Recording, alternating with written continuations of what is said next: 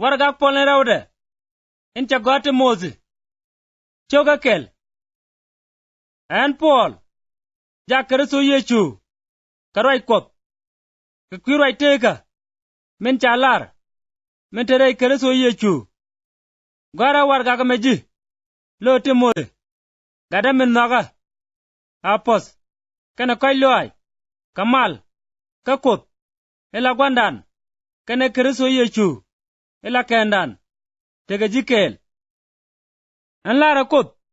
en palata loy ka ngay loy me gwa chit ka me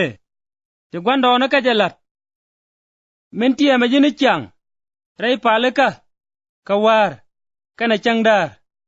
macha merku timo la goro no de jinen ka o de chusiang ka tat loy en tiya mangabdu en sok den ngap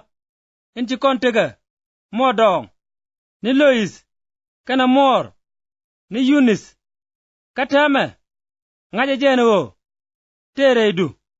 ka kujemo tiama je jeno bu muy kop en teredu ka lewteda widu nyogo dop ka o ken kop kon kam ye dwala kaduno ye buma kana nok ka roloj chupuj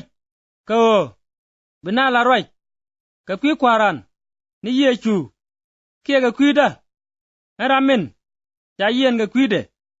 kaduno chuyni ka kel ka kwi sung to go ka ngena bom kop ka cha kon ken ka cha kon chol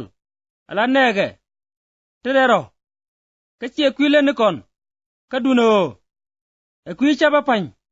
kana popde jan podamo jaja kam kon dai kereso yechu kan gwan tok kaduno antame jaja nyop ka joy kanadan ni kereso yechu min ci liawo ka ja teng mudorar mi ci bimit selnong boya ka suk to go ka kwi sung ni to go titi jamek ala ledien ka jak ka ngi ka kwinyamo roda bej ka o lada kan chapuj ka o ngaje ramin ngada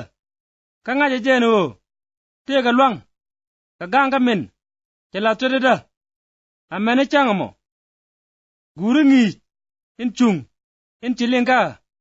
dai ngada kana nok tintere kereso yechu kang tok in chalat teredu kalwag yega in gwa eraro min chengrai dan kangaji jenu ne dial tintege yecha chikana banpin amene pijeles kana hermogenes akwar ni yechu kamji duar ona si pres kai loaj ka o ta poina bum gwan tungwan ka ken puj ka kwani yena da meja chup karom chwa gor ka diluaj ka chwa jek akwar nogenu ba kai loaj jek en changamo ka ngayena agwa enu ya lerika ka abeses